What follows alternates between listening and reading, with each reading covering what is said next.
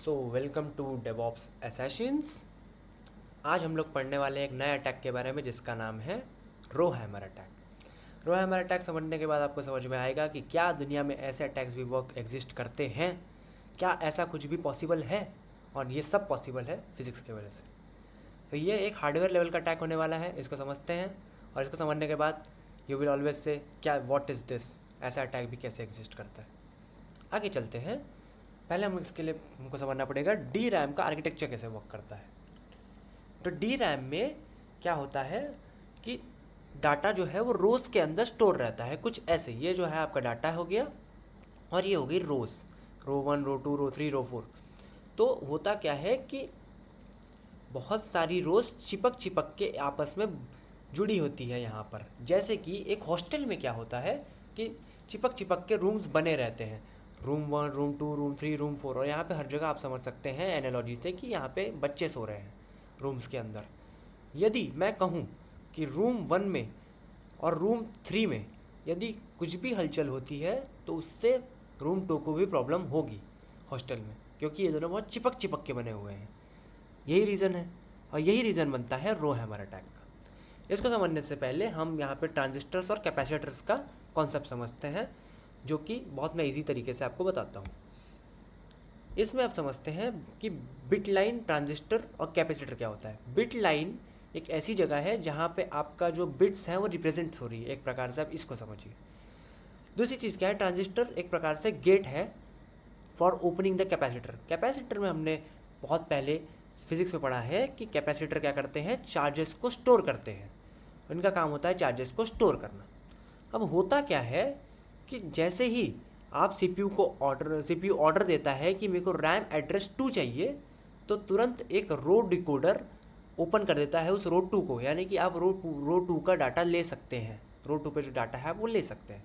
तो row decoder को हम एक हॉस्टल वार्डन समझते हैं, जो कि हॉस्टल में यदि 1000 रूम्स हैं तो हम यदि बोल देते हैं कि रूम 210 खोलो, तो वार्डन सीधा 210 रूम खोल देता है, बाकी सब बंद रहते हैं। तो रैम में भी एग्जैक्टली यही होता है। रो डिकोडर का काम एक हॉस्टल वार्डन जैसा काम है, बस सिंपल। अगले इसमें समझते हैं कि एक वर्ड लाइन क्या होती है। वर्ड लाइन क्या होती है कि जो ट्रांजिस्टर्स है, हर रो के सब ट्रांजिस्टर्स एक वायर से कनेक्टेड होते हैं हमेशा। हर रो के सब ट्रांजिस्टर्स, मैं बोल रहा हूँ हर रो के जितने भी ट्रांजिस्टर्स हैं सब एक ही वायर से कनेक्टेड होते हैं, जैसे word line 0, word line 1, word line 2, word line 3।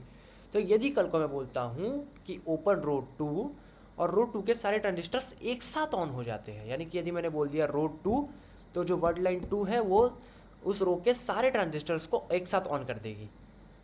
Okay, सो अब होगा क्या, एक नहीं पूरी रो ऑन हो जाएगी। अब इसमें समझते हैं हम लोग कि ये वर्क कैसे करता है। होता ये है कि जो कैपेसिटर है वो कुछ चार्ज बिट लाइन पर डाल देता है, दैट इज़ 0 और 1। लेकिन बिट लाइन पे जो चार्ज जाता है, क्योंकि कैपेसिटर बहुत छोटा है, क्योंकि रैम खुद ही बहुत छोटी है, तो बिट लाइन पे बहुत छोटा और बहुत माइन्यूट चार्ज आता है। उसको एक सेंस एम्पलीफायर नाम की चीज़ उसको थोड़ा सा एम्पलीफाई कर देती है। एम्पलीफाई करने का मतलब ये कि ये जो छोटा सा थोड़ा सा पानी आया, पानी की एक बूंद आई, हमने उस पानी की बूंद को एक बॉटल बना दिया, ये समझ लीजिए आप। यही काम होता है सेंसर एम्पलीफायर का, और वो करता है 0 या 1 डिटेक्ट करने के लिए, ये ऐसा काम करता है। लेकिन क्यों? रीज़न ये है कि बिट लाइन पे बहुत कम चार्ज आ रहा है, इसलिए सेंस एम्पलीफायर ये काम कर रहा है।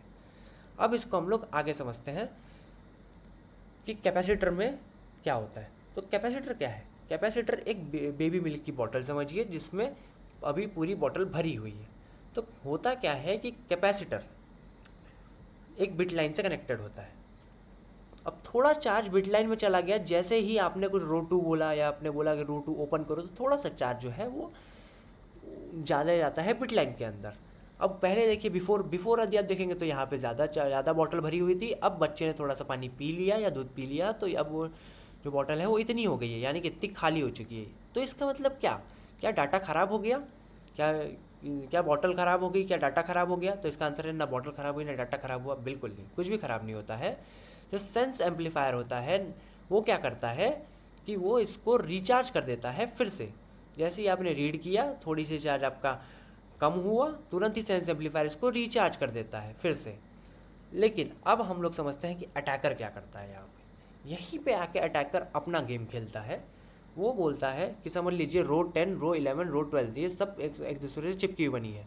सो हॉस्टल में इफ़ डायरेक्टली रूम 10 और रूम 12 को हैमर से यदि मैं हिट करूँगा, यदि मैं रूम 10 और रूम 12 को यदि डायरेक्टली हिट कर रहा हूँ, जैसे ये देखिए यहाँ पर रूम 10 एंड रूम 11 को यदि मैं डायरेक्टली हिट कर रहा हूँ तो रूम 11 का सामान भी हिलेगा। तो अटैकर भी वही काम करता है। वो क्या करता है, अटैकर बार बार रो 10 और रो 12 को ओपन और क्लोज करने का प्रोग्राम रन कर देता है। वो ये चीज़ बिहेवियर से पता करता है कि कौन सी रो आपस में ऐसी फॉर्म में बनी हुई है, और फिर वो इन पर वो प्रोग्राम चला देता है। जैसे ही वो ये प्रोग्राम चलाता है तो रो 10 और रो 12 पर जब वो बार बार ओपन क्लोज होती हैं, तो इससे क्या होता है, एट सम टाइम्स रो 11 जो है उसकी बिट जो होती है वो फ्लिप हो जाती है। तो ग्रेजुअली रो 11 की जो बिट हो जाती है वो 0 से 1 हो जाती है या 1 से 0 हो जाती है, और डाटा हो जाता है करप्टेड। और जो करप्टेड डाटा है, अब आपने उनका डाटा करप्ट कर दिया है, अब वो डाटा उनके किसी काम का है नहीं। That is what is about row hammer attack. इतनी पावर है इसकी कि वो आपके सीधा डाटा को ही करप्ट कर दिया, क्योंकि they have hit your RAM.